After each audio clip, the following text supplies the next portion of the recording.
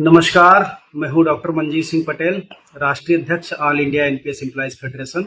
जैसा कि आप लोग जान ही रहे हैं, इस समय का सेशन और इस समय का जो टाइम है, चूंकि 8वां पे कमीशन बड़ी मुस्तैदी के साथ, बड़ी ही तेजी के साथ, बड़े डेडिकेशन के साथ अपना काम कर रहा है। हमें भी उनसे मिलने का मौका मिला, अपनी बात को रखने का मौका मिला।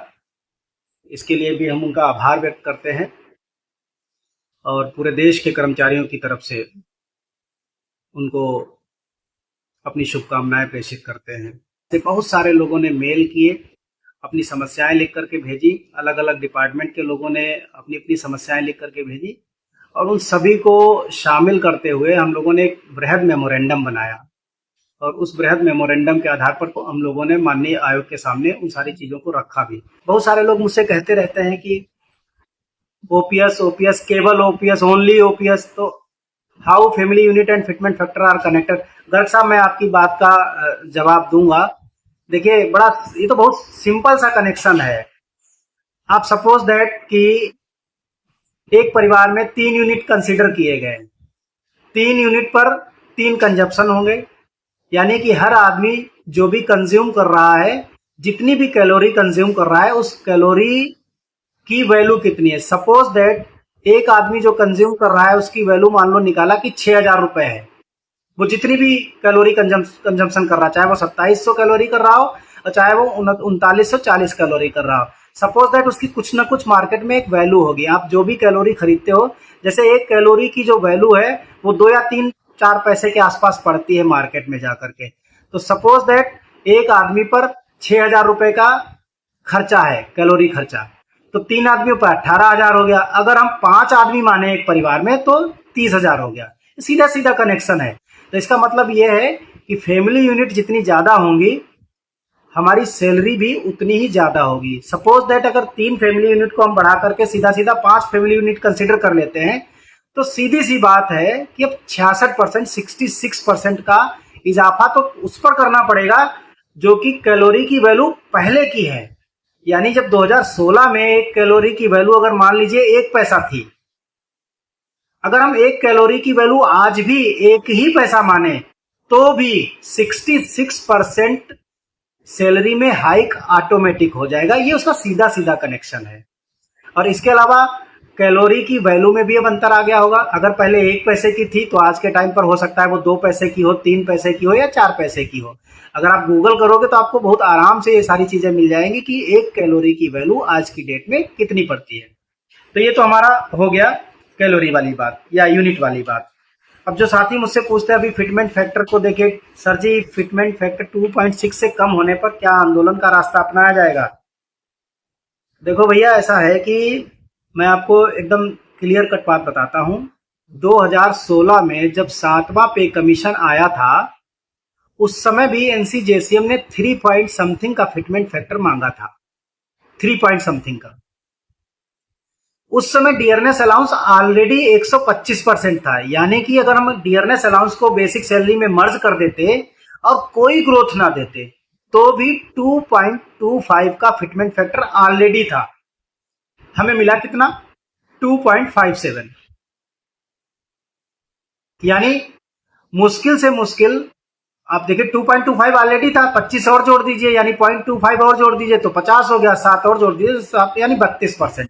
यानी हमें 32% का मैक्सिमम दिखा, लेकिन ये ओवरऑल 32% का नहीं था। ओवरऑल जब आप पूरा कैलकुलेट करके देखते हैं तो महज वो मुश्किल से मुश्किल 24% के आसपास बैठता था। अभी हमारा जो डियरनेस अलाउंस है वो 58% है, यानी दिसंबर 2025 में, यानी दिसंबर 2025 में 1.58 ऑलरेडी है, बिना किसी प्रॉफिट, बिना किसी लॉस। आप देख लीजिए कि कितना मिलेगा।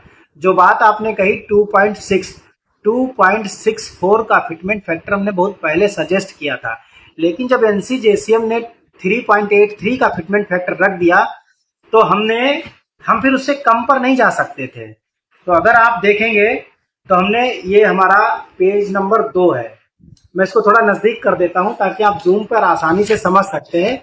और पॉइंट नंबर अगर 1 को आप रीड करेंगे, मैं एक बार, जो लोग स्क्रीनशॉट लेना चाहते हैं वो स्क्रीनशॉट ले लेंगे तो उनको दिख जाएगा।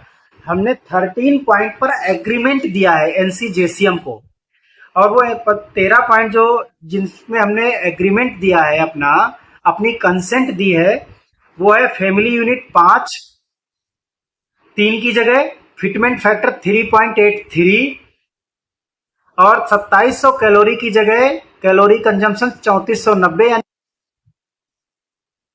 यानी कैलोरी कंजम्पशन लगभग 3500 की।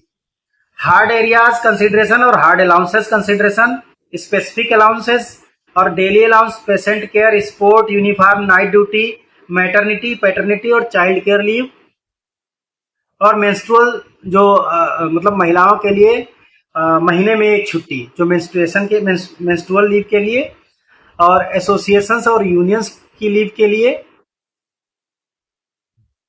और ex gratia payment, compassionate appointment, performance incentives, death cum retirement gratuity के लिए उन्होंने 50 लाख रुपए की डिमांड की है ग्रेच्युटी में, तो हमने भी 50 लाख पे ही कमिटमेंट किया है कि वो हमारा एग्रीमेंट है, हम इससे नीचे नहीं आएंगे। One rank one pension civilian के लिए, पेंशन कम्यूटेशन और फैमिली पेंशन के लिए। हमने जो फिर 3 पॉइंट जो मेजर हमने 3 पॉइंट दिए हैं, मैं आप लोगों के साथ उसको डिस्कस कर लेता हूं कि हमने मेजर 3 पॉइंट क्या दिए हैं। कि पहला है एनपीएस और यूपीएस को खत्म करके uniform hybrid model of old pension scheme should be revived. अब जब हमने 30 अप्रैल को माननीय आयोग के सामने ये बात कही कि मैं एनपीएस और यूपीएस को लेकर के अपना व्यापक दृष्टिकोण रखना चाहता हूं और मैं पावर पॉइंट प्रेजेंटेशन दिखाना चाहता हूं, तो उन्होंने कहा देखिए सीधी सी एक बात है, कमेटी बनी, कमेटी ने कुछ नया फैसला दिया, उसके आधार पर यूनिफाइड पेंशन स्कीम आई। आप ये बताइए कि क्या बदलाव करके क्या नया स्थापित किया जा सकता है। आप स्क्रैप तो सभी बोलते, पूरी दुनिया बोलती है कि इसको स्क्रैप करके ओल्ड पेंशन स्कीम बहाल करिए, इसके अलावा बताइए आप कैसे कर सकते हैं। तो हमने वहां पर एक हाइब्रिड मॉडल रखा है, ये पूरा उसी मॉडल का ब्लूप्रिंट है। ये आप इस पर देखेंगे मैंने लिखा भी है, old pension scheme should be restored in hybrid model. हमने उसको कैसे करने की कोशिश की है, हमने एनपीएस और यूपीएस को मिला दिया है। हमने ये कहा है कि सिस्टम को स्क्रैप ना करे सरकार तो भी ओल्ड पेंशन स्कीम बहाल हो सकती है, हमने वो तरीका बताया है। दूसरा हमारा मुद्दा है यूनिफॉर्म मैकेनिज्म ऑफ एडमिनिस्ट्रेशन। तो uniform mechanism of administration, uniform mechanism of one nation mobility system, हमने उसकी बात की है। वो क्या है वो मैं आपको बताना चाह रहा हूं। जैसे सरकार कहती है एक देश एक विधान, तमाम स्टेट्स में आज तक डेथ और डिसेबिलिटी के केस में ओल्ड पेंशन स्कीम का विकल्प आज तक लागू ही नहीं हुआ। कल मेरे पास मध्य प्रदेश के साथियों का फोन आया था, उनके यहां भी अभी तक लागू नहीं हुआ। तो जब सिस्टम एक है, एक ही पॉलिसी में आपने कहा कि एनपीएस के सभी कर्मचारियों को ग्रेच्युटी का हक है, तो उत्तर प्रदेश में भी एक कैजुअलिटी हो गई है। मदरसा के एक टीचर हैं, उनकी कैजुअलिटी हो गई, तो उनके भांजे ने मुझे फोन किया था। उन्होंने बताया कि उनके यहाँ अभी तक ग्रेच्युटी देने का उन्होंने नियम ही नहीं बता रहे हैं, वो दे ही नहीं रहे ग्रेच्युटी।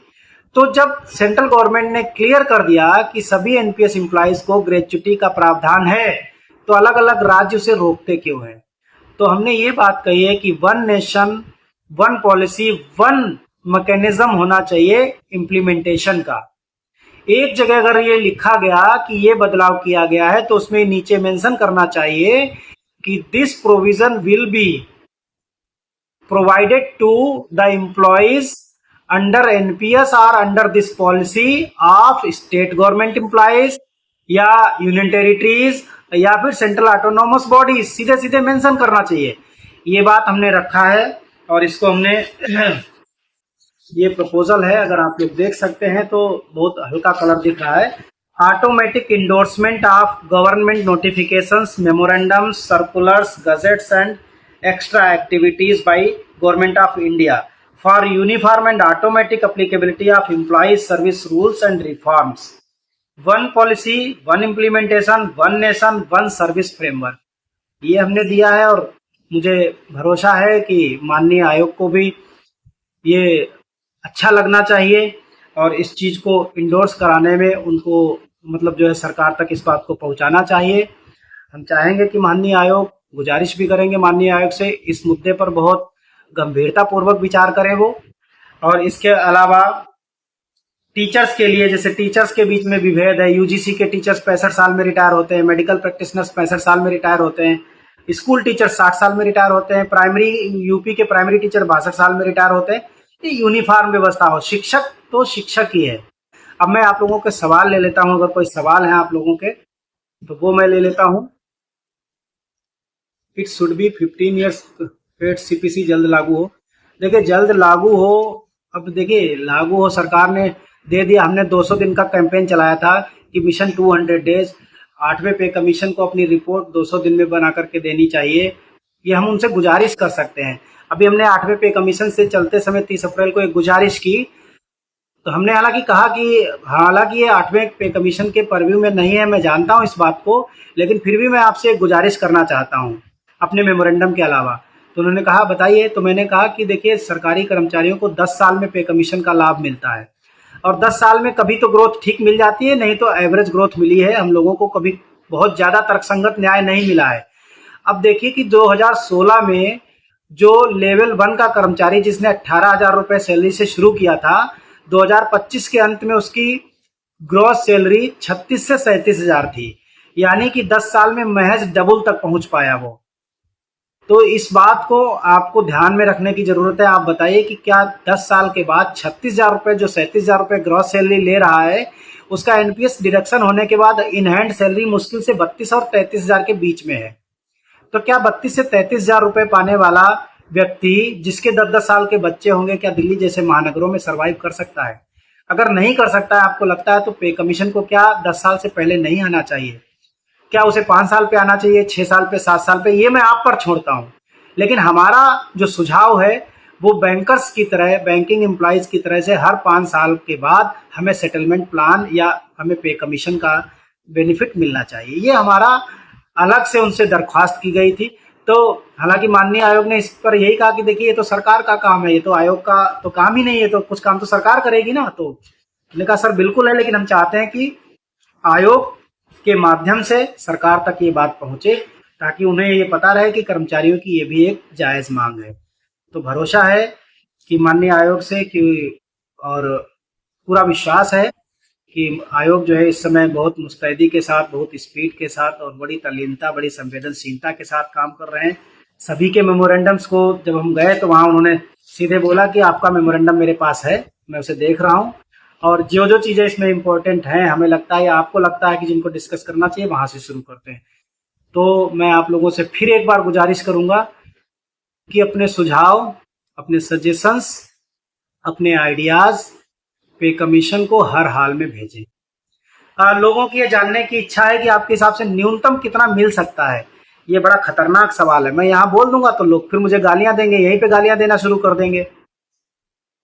मिनिमम फिटमेंट फैक्टर, देखिए मैंने हमेशा लिखा है, मैंने अगर याद हो तो मनी 9 के एक इंटरव्यू पर मैंने बहुत समय पहले ये कहा था कि 2.5 से नीचे कर ही, 2.1 से नीचे कर ही नहीं सकती सरकार, पॉसिबल नहीं है।